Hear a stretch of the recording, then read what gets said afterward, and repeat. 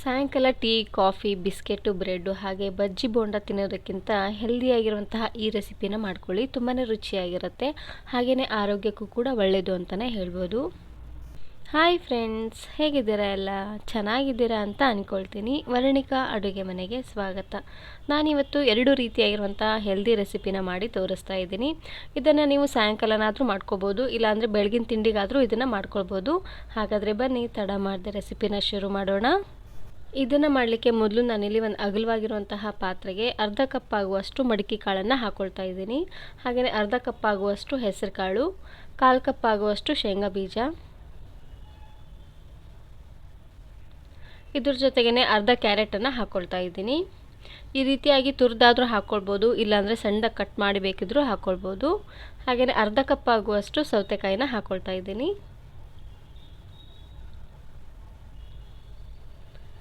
ಲಾಸ್ಟಲ್ಲಿ ಸಣ್ಣದಾಗಿ ಕಟ್ ಮಾಡಿರುವಂತಹ ಕೊತ್ತಂಬರಿ ಸೊಪ್ಪು, ಹಾಗೆಯೇ ಅರ್ಧ ಹೋಳು ನಿಂಬೆಹಣ್ಣಿನ ರಸನ ಹಾಕ್ಕೊಳ್ತಾ ಇದ್ದೀನಿ. ನಿಮಗೆ ಹುಳಿ ಎಷ್ಟು ಬೇಕೋ ಅಷ್ಟನ್ನು ಹಾಕ್ಕೊಳ್ಳಿ. ಹಾಗೆಯೇ ರುಚಿಗೆ ತಕ್ಕಷ್ಟು ಉಪ್ಪು. ಎಲ್ಲ ಪದಾರ್ಥನೂ ಹಾಕಿದ ಮೇಲೆ ಒಂದು ಸಾರ್ತಿ ಈ ರೀತಿಯಾಗಿ ಚೆನ್ನಾಗಿ ಮಿಕ್ಸ್ ಮಾಡ್ಕೊಂಡು ತಗೊಳ್ಳಿ. ನಾನಿಲ್ಲಿ ಹೆಸರು ಕಾಳು, ಮಡಿಕೆ ಕಾಳು ಹಾಗೆಯೇ ಶೇಂಗಾ ಕಾಳನ್ನು ಸ್ವಲ್ಪ ಉಗುರು ಬೆಚ್ಚಾಗಿರುವಂತಹ ನೀರಲ್ಲಿ ನೆನೆಸಿಟ್ಟಿದ್ದೆ. ಈ ರೀತಿ ಮಾಡೋದ್ರಿಂದ ಎಲ್ಲ ಕಾಳು ಚೆನ್ನಾಗಿ ನೆನೆಯುತ್ತೆ. ಸ್ವಲ್ಪ ಖಾರವಾಗಿ ಬೇಕು ಅನ್ನೋ ಹಾಗಿದ್ರೆ ಹಸಿರು ಮೆಣಸಿನಕಾಯಿನ ಸಣ್ಣದಾಗಿ ಕಟ್ ಮಾಡಿ ಹಾಕ್ಕೊಳ್ಳಿ. ಇಲ್ಲಾಂದರೆ ಪೆಪ್ಪರ್ ಪೌಡ್ರ್ ಇದ್ದರೆ ಅದನ್ನು ಸಹ ನೀವು ಇಲ್ಲಿ ಹಾಕ್ಕೊಳ್ಬೋದು. ನಾನಿಲ್ಲಿ ಮಕ್ಕಳು ಮಾಡಿಕೊಡ್ತಾ ಇದ್ದೀನಿ, ಹಾಗಾಗಿ ಖಾರ ಏನೂ ಹಾಕ್ಕೊಳ್ತಾ ಇಲ್ಲ. ಬೆಳಗಿನ ತಿಂಡಿಗೆ ಲೈಟಾಗಿ ಏನಾದರೂ ತಿನ್ನಬೇಕು ಅನ್ನೋರು ಖಂಡಿತ ಈ ರೆಸಿಪಿನ ಟ್ರೈ ಮಾಡಿ. ಬೇಕಿದ್ದರೆ ನೀವು ಇದರಲ್ಲಿ ಸಣ್ಣದಾಗಿ ಕಟ್ ಮಾಡಿರುವಂತಹ ಟೊಮೆಟೊ ಕೂಡ ಹಾಕ್ಕೊಳ್ಬೋದು, ಚೆನ್ನಾಗಿರುತ್ತೆ. ಇದನ್ನು ನೀವು ಕಾಳಿನ ಸಲಾಡ್ ಅಂತನಾದರೂ ಅನ್ಬೋದು, ಇಲ್ಲಾಂದರೆ ಕಾಳು ತರಕಾರಿ ಸಲಾಡ್ ಅಂತ ಬೇಕಿದ್ದರೂ ಅನ್ಬೋದು.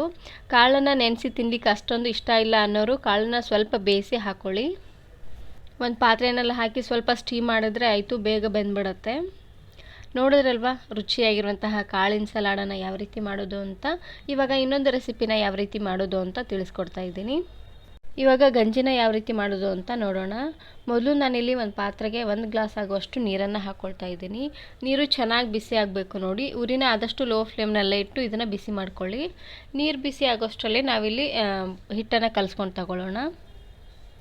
ಇವಾಗ ನಾನಿಲ್ಲಿ ಒಂದು ಬೌಲ್ಗೆ 2 ಟೇಬಲ್ ಸ್ಪೂನ್ ಆಗುವಷ್ಟು ರಾಗಿ ಹಿಟ್ಟನ್ನು ಹಾಕ್ಕೊಳ್ತಾ ಇದ್ದೀನಿ. 1 ಗ್ಲಾಸ್ ಅಷ್ಟು ನೀರಿಗೆ 2 ಟೇಬಲ್ ಸ್ಪೂನ್ ಆಗುವಷ್ಟು ರಾಗಿ ಹಿಟ್ಟು ಹಾಕಿದ್ರೆ ಕರೆಕ್ಟಾಗಿ ಆಗುತ್ತೆ.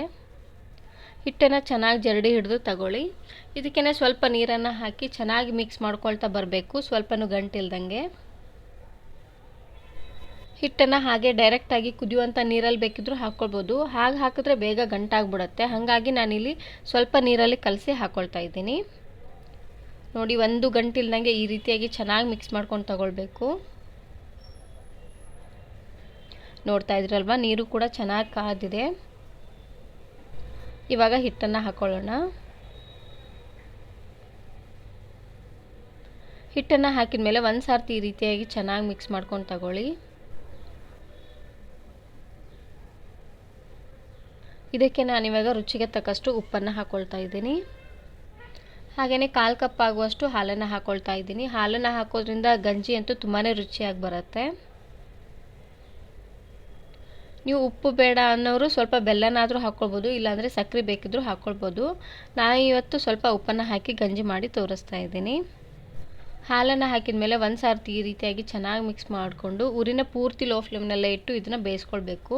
ಇಲ್ಲಾಂದರೆ ಬೇಗ ಉಕ್ಕಿ ಚೆಲ್ಲೋಗ್ಬಿಡುತ್ತೆ. ಹಾಗಾಗಿ ನೋಡ್ತಾ ಇದ್ದೀರಲ್ವ, ಚೆನ್ನಾಗಿ ಕುದಿ ಬರ್ತಾ ಇದೆ. ಈ ರೀತಿಯಾಗಿ ಕುದಿ ಬರೋವರೆಗೂ ಇದನ್ನು ಬೇಯಿಸ್ಕೊಳ್ಬೇಕು. ಒಂದು 5 ನಿಮಿಷ ಬೇಯಿಸಿದ್ರೆ ಸಾಕಾಗತ್ತೆ. ಗಂಜಿ ಆದಷ್ಟು ಬಿಸಿ ಇರುವಾಗಲೇ ಕುಡೀರಿ, ತುಂಬಾ ರುಚಿಯಾಗಿರುತ್ತೆ. ನೋಡಿದ್ರಲ್ವ, ತುಂಬಾ ರುಚಿಯಾಗಿ ಹಾಗೆ ಆರೋಗ್ಯವಾಗಿರುವಂತಹ 2 ರೆಸಿಪಿನ ಯಾವ ರೀತಿ ಮಾಡೋದು ಅಂತ.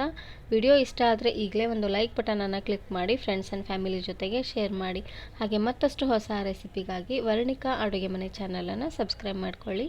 Thank you. Thanks for watching.